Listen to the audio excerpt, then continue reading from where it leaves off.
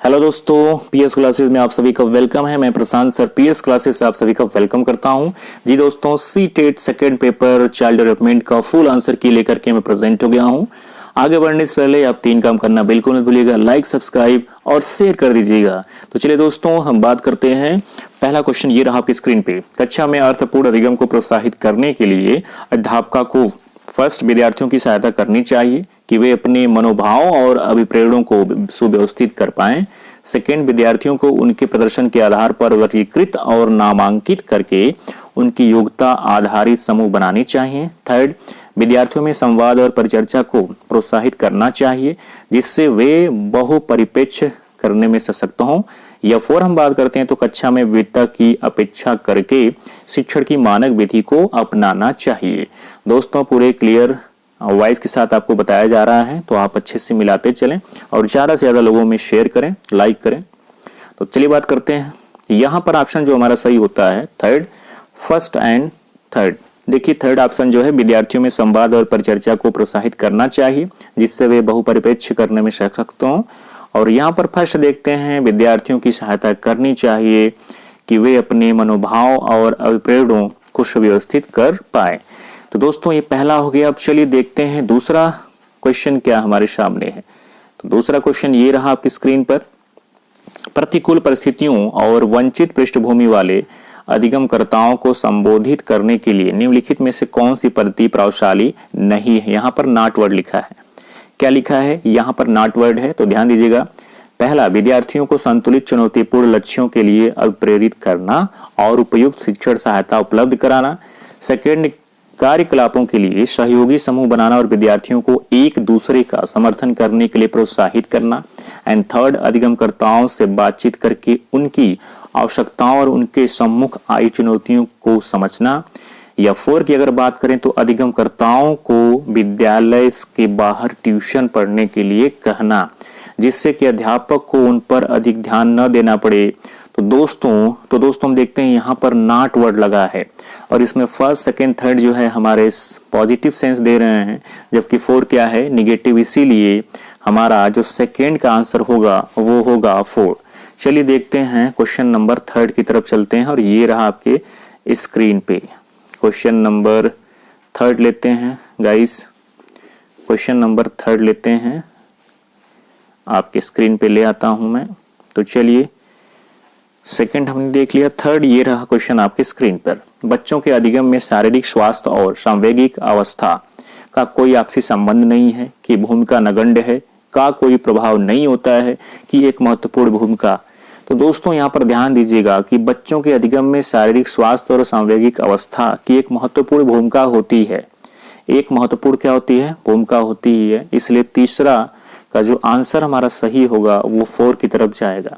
जी दोस्तों, आपकी स्क्रीन पे देखते हैं क्वेश्चन नंबर 4 ये आ चुका है और इसे मिलाते चलिए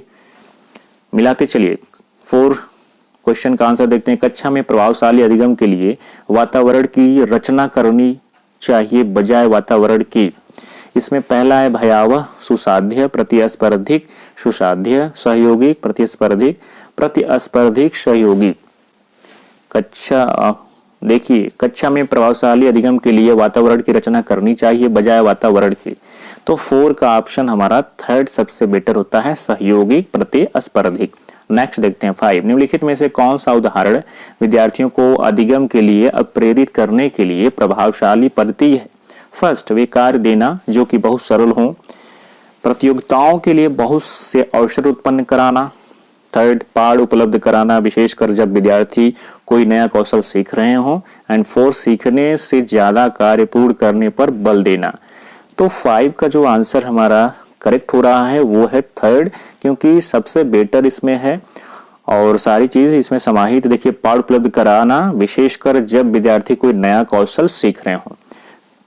6 लेते हैं क्वेश्चन, बच्चों के चिंतन के विषय में निम्नलिखित में से कौन सा कथन सही नहीं है। नॉट वर्ड पर ध्यान दीजिएगा। पहला, बच्चे अपने आसपास की विविध घटनाओं के बारे में सक्रियतापूर्ण सोचते और उनमें अन्वेषण छानबीन की लालसा होती है। सेकंड, बच्चे अपने आसपास की वस्तुओं को जानने के लिए जन्मजात जिज्ञासु होते हैं। थर्ड, बच्चे अपने आसपास की विविध घटनाओं के बारे में स्वयं अपने सिद्धांतों की रचना करते हैं। 4 बच्चे प्रत्ययों को स्वयं नहीं सोच सकते और अध्यापक की मूल भूमिका उन्हें जानकारी उपलब्ध कराना है। तो दोस्तों ऑप्शन 4 हमारा 6 का सही होता है, क्योंकि यहाँ पर नॉट वर्ड है। क्या है? नॉट। यहाँ पर फर्स्ट, सेकंड, थर्ड हमारे पॉजिटिव हैं, जबकि 4 क्या है? नेगेटिव। तो चलिए यहाँ पर 6 का 4 हो गया। 7 देखते हैं। अधिगम एक और प्रक्रिया है, सरल व्यक्तिगत, जटिल निष्क्रिय, जटिल सक्रिय, सरल रैखिक। जब हम देखते हैं तो यहाँ पर 2 ऑप्शन एनालिसिस में आ रहे हैं। एक तो सरल और व्यक्तिगत हो सकता है, दूसरा जटिल और सक्रिय हो सकता है। लेकिन अगर हमारी राय ली जाए तो मैं अपनी तरफ से यही बताना चाहूंगा कि अधिगम एक जटिल और सक्रिय प्रक्रिया ज्यादा बेटर हो सकता है। नेक्स्ट वन देखते हैं क्वेश्चन नंबर 8 का। अपनी कक्षा में अर्थपूर्ण अधिगम को सुसाध्य बनाने के लिए अध्यापक को अपनी कक्षा में सामाजिक, सांस्कृतिक, धार्मिक, भाषीय विविधता को चाहिए समझना, अनदेखा करना, टालना, उपेक्षित करना। तो यहाँ पर फर्स्ट ऑप्शन सही होता है, समझना। तो 8 का हम जाएंगे फर्स्ट की तरफ। नेक्स्ट देखते हैं। एक कक्षा में अध्यापक अपनी शिक्षा शास्त्र व आकलन की विधियों को विद्यार्थियों की व्यक्तिगत रुचियों के अनुसार परिवर्तित करती है। ये प्रश्न 9 है। पाठ्यपुस्तक केंद्रित, व्यवहारवादी, अध्यापक केंद्रित, प्रगतिशील। देखिए प्रगतिशील ऑप्शन जो है सबसे बेटर जा रहा है, इसलिए 9 का हमारा 4 ऑप्शन सही होता है। 10वां क्वेश्चन लेते हैं। बच्चों का विद्यालय में असफल होना साबित करता है कि इन बच्चों में आनुवांशिक पैदाइशी कमियां हैं और इन्हें विद्यालय से निकाल देना चाहिए। सेकेंड, सूचित करता है कि अभिभावकों में अपने बच्चों के अधिगम में सहायता करने का सामर्थ्य नहीं है। एंड थर्ड, प्रस्तावित करता है कि वंचित पृष्ठभूमि वाले बच्चे में अधिगम का सामर्थ्य नहीं होता है। या 4 देखते हैं, निर्दिष्ट करता है कि विद्यालय इन बच्चों की आवश्यकताओं और रुचियों की पूर्ति करने में समर्थ नहीं है। तो यही बेटर है। 10 का 4 जो ऑप्शन है सही की तरफ जा रहा है, सही है। 11 लेते हैं। समूह में एक दूसरे को पढ़ाने और सहायता करने से बच्चे का ध्यान भंग हो सकता है और यह प्रभावशाली शैक्षिक पद्धति नहीं है। बच्चे में प्रतिस्पर्धा प्रवृत्ति उत्पन्न होती है जो कि अधिगम में विघ्न, रुकावट पैदा करती है। एंड थर्ड, बच्चे स्वयं की चिंतन प्रक्रिया पर आक्षेप कर सकते हैं और संज्ञानात्मक क्रियाकलाप के उच्च स्तर पर पहुंच सकते हैं। या 4, बच्चों में भ्रांति उत्पन्न हो सकती है जो उनके अधिगम में हस्तक्षेप करती है। तो दोस्तों इसमें जो 11 का है वो थर्ड की तरफ जाना सबसे बेटर है और सही हो रहा है। बच्चे स्वयं की चिंतन प्रक्रिया पर आक्षेप कर सकते हैं और संज्ञानात्मक क्रियाकलाप के उच्च स्तर पर पहुंच सकते हैं। दोस्तों जितना हो सकता है उतना ऑथेंटिक तरीके से आपको आंसर की दी गई है, जबकि ये जो है अनऑफिशियल है, आपके ऑफिशियल आंसर की ही मान्य होगी। तो 1-2 नंबर आगे पीछे इसमें कम बेसी हो सकते हैं। तो 11 का यहाँ पर थर्ड होता है, बच्चे स्वयं की चिंतन प्रक्रिया पर आक्षेप कर सकते हैं और संज्ञानात्मक क्रियाकलाप उच्च स्तर तक पर पहुंच सकते हैं। नेक्स्ट देखते हैं 12, बच्चे के समाजीकरण में विद्यालय प्राथमिक कारक, द्वितीय कारक। आप जानते हैं कि प्राथमिक कारक में आएगा घर परिवार, द्वितीय कारक है विद्यालय क्या है, द्वितीय कारक, तो ऑप्शन यहाँ पर सेकेंड। थर्ड लेते हैं 13 का, निम्नलिखित में से किस मनोवैज्ञानिक ने प्रस्तावित किया है कि बच्चों का चिंतन गुणात्मक रूप से वयस्कों की अपेक्षा अलग होता है। Howard Gardner, Lawrence Kohlberg, Jean पियाजे और लेव वाइगोत्स्की। बताइए। तो यहाँ पर जीन पियाजे ने कहा था। तो यहाँ पर 13 का थर्ड सही होता है। 14 लेते हैं, विकास के विषय में निम्नलिखित में से कौन सा कथन सही है। विकास सुरुचिपूर्ण सुव्यवस्थित समूह की अवस्थाओं में पूर्व निश्चित अनुवांशिक घटकों के कारण होता है। विकास एक सरल और एक दिवसीय प्रक्रिया है। थर्ड, बच्चे के विकास में बहुत सी सांस्कृतिक विविधताएं होती हैं। यही ऑप्शन हमारा सही की तरफ जाएगा क्योंकि विविधता वर्ड्स यहाँ पर लगा है, इसलिए 14 का हमारा थर्ड सही होगा और 4 हमारा कैंसिल होता है, इसलिए 14 का थर्ड। बच्चों के विकास में बहुत ही सांस्कृतिक विविधताएं होती हैं। नेक्स्ट देखते हैं 15, निम्नलिखित में से मध्य बाल्यावस्था की अवधि का मुख्य प्रमाण चिन्ह कौन सा है। पेशी कौशल और समग्र शारीरिक वृद्धि का तेजी से विकास, वैज्ञानिक तर्क और अमूर्त रूप से सोचने की क्षमता का विकास, प्रतीकात्मक खेल का उभरना, तर्क संगत विचारों का विकास जो कि प्राकृतिक रूप से मूर्त है। 15 पे ध्यान दीजिएगा, 4 यहाँ पर सही बिल्कुल है क्योंकि निम्नलिखित में से मध्य बाल्यावस्था की अवधि का मुख्य प्रमाण चिन्ह कौन सा है, तो यही है कि तर्क संगत विचारों का विकास जो कि प्राकृतिक रूप से मूर्त है। चलिए दोस्तों, इसे लाइक कर दीजिएगा, सब्सक्राइब कर दीजिएगा और शेयर कर दीजिएगा। और हमारे नए बैच जो कि टीच मीट ऐप पे मैं लॉन्च कर रहा हूं, उसको लेने के लिए दिए गए फ्लैश नंबर व्हाट्सएप पे आप जो है एक सीट सुनिश्चित करने के लिए अपना जो है रोल नंबर लिख करके भेज सकते हैं। 16 जीन पियाजे के अनुसार बच्चे अमूर्त संक्रियात्मक अवस्था में संरक्षण, वर्गीकरण व श्रेणीबद्धता करने में सक्षम नहीं है, प्रतीकात्मक और सांकेतिक खेलों में भाग लेना प्रारंभ करते हैं। 3 परिकल्पित निगमनात्मक तर्क और प्रतिज्ञप्ति चिंतन करने में समर्थ हैं। एंड 4 केंद्रीकरण और अनुत्क्रमणी सोच से आबद्ध हैं। 16 का 3 परिकल्पित निगमनात्मक तर्क और प्रतिज्ञप्ति चिंतन करने में समर्थ है। नेक्स्ट देखते हैं 17 लॉरेंस कोहलबर्ग की नैतिक विकास के सिद्धांत के अनुसार व्यक्ति किस अवस्था में है जब वह विश्वास करता है कि वर्तमान सामाजिक प्रणाली को सक्रियता पूर्वक बनाए रखने से धनात्मक मानवीय संबंध और सामाजिक वर्ग सुरक्षित रहता है। पहला कहा जा रहा है 17 का यत्रीय उद्देश्य अभिविन्यास, सार्वभौमिक नैतिक सिद्धांत अभिविन्यास, दंड और आज्ञापालन अभिविन्यास एंड 4 सामाजिक क्रम व्यवस्था अभिविन्यास। तो 17 का जो आंसर हमारा जाता है 4 की तरफ, सामाजिक क्रम व्यवस्था अभिविन्यास। 18 लेते हैं बाल्यावस्था की अवधि में विकास में केवल परिणात्मक परिवर्तन होता है, अनियमित और असंबंध होता है, धीमी गति से होता है एवं उससे मापा नहीं जा सकता है। 4 बहुस्तरीय और मिश्रित होता है। 18 तो 18 का ऑप्शन जो हमारा सही की तरफ जा रहा है वो है 4, क्योंकि बहुस्तरीय और मिश्रित होता है। 20 देखते हैं फ्रेंड्स, एक प्रगतिशील कक्षा में शिक्षण अधिगम प्रक्रिया के दौरान अधिगमकर्ताओं का मूल्यांकन।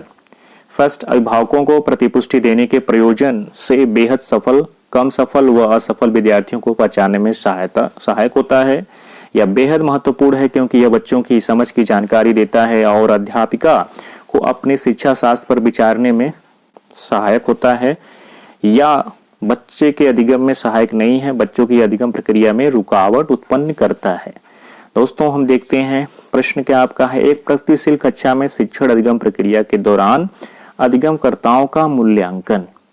तो ऑप्शन हमारा सेकंड बेटर होता है, बेहद महत्वपूर्ण है क्योंकि यह बच्चों की समझ की जानकारी देता है और अध्यापकों को अपने शिक्षा शास्त्र पर विचारने में सहायक होता है।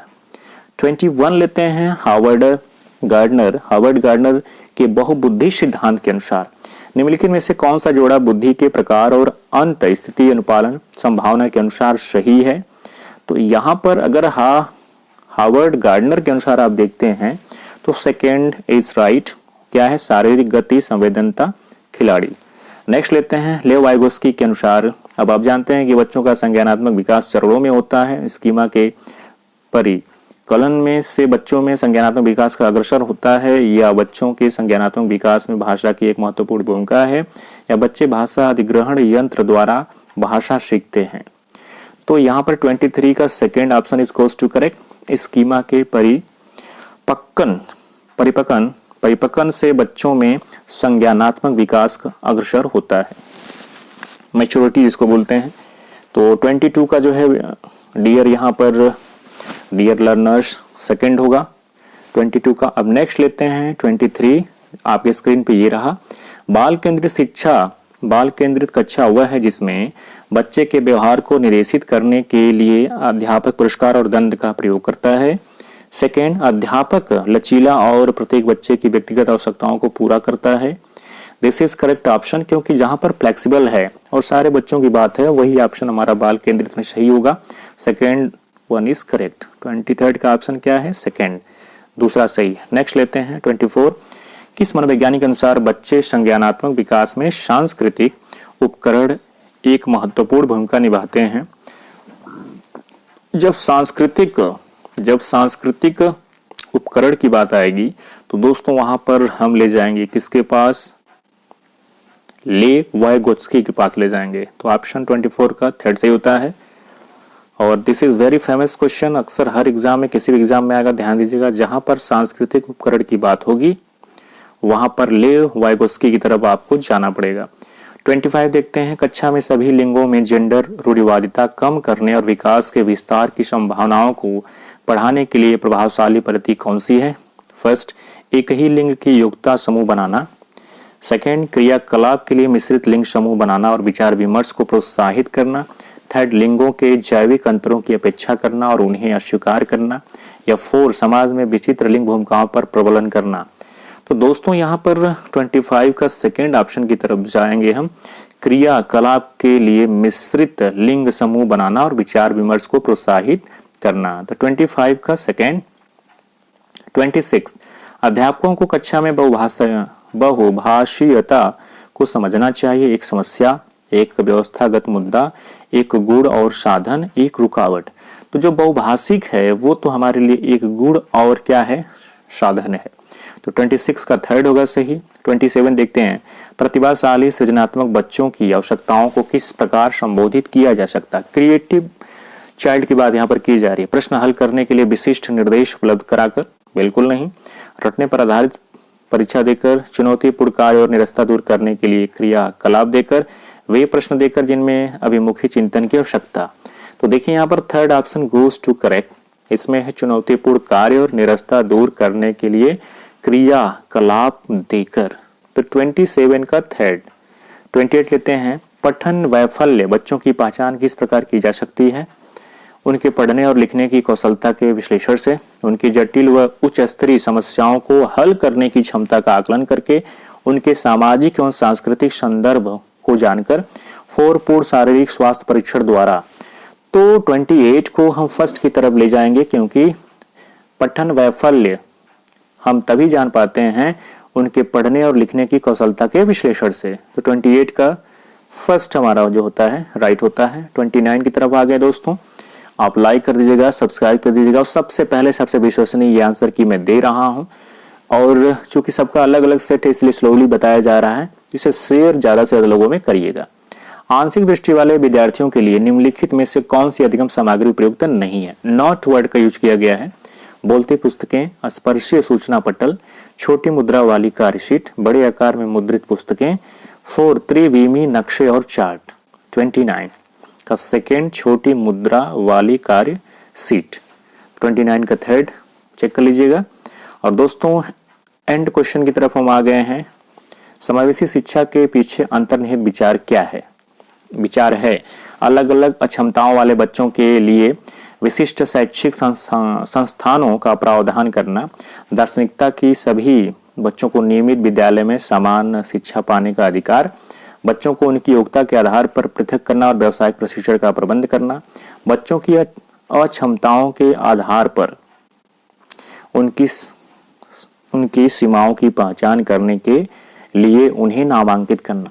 तो दोस्तों हम देखते हैं कि सबसे बेटर ऑप्शन यहाँ पर है दार्शनिकता की सभी बच्चों को नियमित विद्यालय में समान शिक्षा पाने का अधिकार, क्योंकि यहाँ पर समावेशी शिक्षा का मतलब है इंक्लूसिव एजुकेशन का मतलब बच्चे को हर प्रकार की सभी बच्चे को एक साथ बैठा करके समावेशी इन्वायरमेंट का यहाँ पर माहौल बनाया जाता है। तो दोस्तों 30 मैंने यहाँ पर फुल आंसर की दे दिया है। पेपर सेकेंड सीटेट 20 का चाइल्ड डेवलपमेंट का फुल आंसर की यहाँ पर दिया गया, और आप कमेंट करके बताइएगा कि आपका स्कोर कितना गया है। बाकी अब आपको तैयार हो जाना है। ईश्वर से यही विनती है कि आप सभी पास हों। अब सुपर टेट के बैच को आप हमारे ले सकते हैं, जो कि दिए गए फ्लैश नंबर पर आप व्हाट्सएप करके जानकारी ले सकते हैं। तो 9453344242 9453344242। तो दोस्तों आप जो इसे ज्यादा से ज्यादा लोगों में शेयर करिएगा। आपका स्नेह प्यार इस चैनल को मिल रहा है, और इसी बदौलत ये चैनल जो है आपके लिए तत्पर है। तो इसे ज्यादा से ज्यादा लोगों में शेयर करिएगा, लाइक करिएगा, सब्सक्राइब करिएगा, और राइट साइड बेल आइकन के बटन को दबा दीजिएगा ताकि ये वीडियो सबसे पहले आप तक पहुंच सके। एक काम और करिएगा, कमेंट करके बताइएगा कि आपने 30 में कितना स्कोर किया है। आप कमेंट करके जरूर बताइएगा कि 30 में स्कोर आपने कितना किया है। तो दोस्तों आप सभी को ढेर ढेर सारी शुभकामनाएं कि आप पास हो जाएं। एंड तक आपने वीडियो को देखा। Thank you so much everyone.